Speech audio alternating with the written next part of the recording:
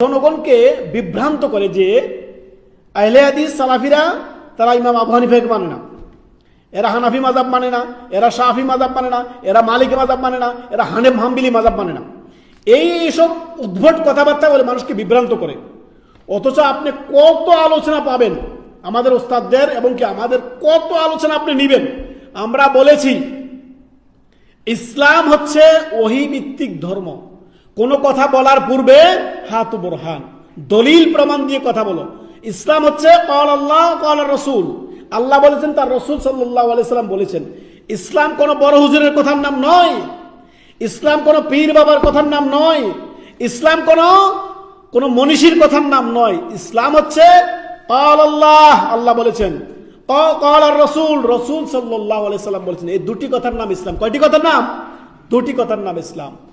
তারা মানুষকে কেমন ভাবে গোজামিল দেয় যে আহলে হাদিসরা কোনো মাযহাব মানে না, তারা আপনার কোনো মাযহাব মানে না, কোনো ইমামকে মানে না। আমাদের কোনো আলেম সালাফি আহলে হাদিস কোনো আলেম আজ পর্যন্ত তারা আপনি শুনছেন কখনো যে তারা কোনো ইমামকে মানে না এই কথা বলছেন? আমরা ওই সকল হানাফিদের থেকে বেশি শ্রদ্ধা সম্মান করি ইমাম আবু হানিফা রাহিমাহুল্লাহকে। ইমাম আবু হানিফা রাহিমাহুল্লাহ এক বাক্যে বলেছেন, ইজা সাহাল হাদিস ফাহুয়া মাযহাবি, যেখানে সহিহ হাদিস সেটাই আমার মাযহাব। সহজ কথা। তো ইমাম আবু হানিফা রাহিমাহুল্লাহর কথা মতো আমরা প্রকৃতপক্ষে খাঁটি ভাবে ইমাম আবু হানিফা দলিল কোথা থেকে নিয়েছেন? তিনি নিজের মন গড়ার মতো কোনো কথা বলেছেন?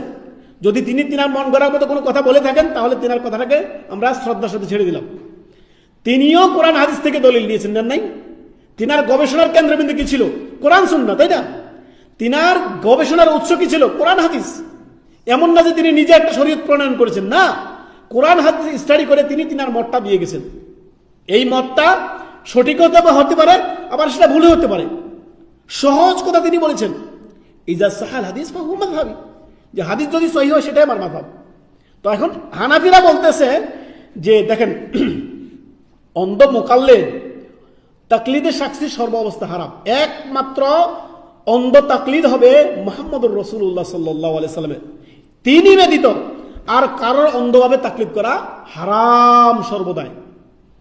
যদি অন্ধভাবে আবু বকর, উমর, ওসমান, আলী রাদিয়াল্লাহু তাআলা আনহু সহকারে এই 1,24,000 সাহাবায়ে কেরামদের অন্ধ তাকলিদ না করা যায়, তার কত বড় ইমাম আবু হানিফা রাহিমাহুল্লাহ, তার কিভাবে তোমরা অন্ধ তাকলিদ করছো? তাদের আরো একটি কথা শুনবেন আপনারা, যে 4 মাযহাবের যে কোনো একটি মানা হচ্ছে কি ফরজ, বলে না তারা? 4টির যে কোনো একটি মানা ফরজ। তো ইমাম আবু হানিফার মতে রফায়দান নাই, অন্য ইমামের মতে আছে। তো অন্য মাযহাবকে অনুসরণ করে কেউ যদি রফায়দান করে, জোরে আমিন বলে, তাহলে তোমারই তো গায়ে জ্বালা কেন? তো তুমি তো বলছো যে 4টি যে কোনো একটি মানা ফরজ। তো সালাফি আহলুল হাদিসদের বক্তব্য হচ্ছে এই, যে 4 মাযহাবের যে 4 জন সম্মানিত ইমাম আছেন তাদের কথাকে আমরা আঁকড়ে ধরবো কোরআন সুন্নাহর আদলে, কোরআন হাদিস ভিত্তিক ধরবো, ওহী ভিত্তিক ধরবো। তাদের কোনো কথা যদি আমরা দেখি কোরআন সুন্নাহর সাথে সাংঘর্ষিক, তাহলে শ্রদ্ধা সম্মানের সাথে ইমাম আবু হানিফা রাহিমাহুল্লাহর কথা ছেড়ে দিব।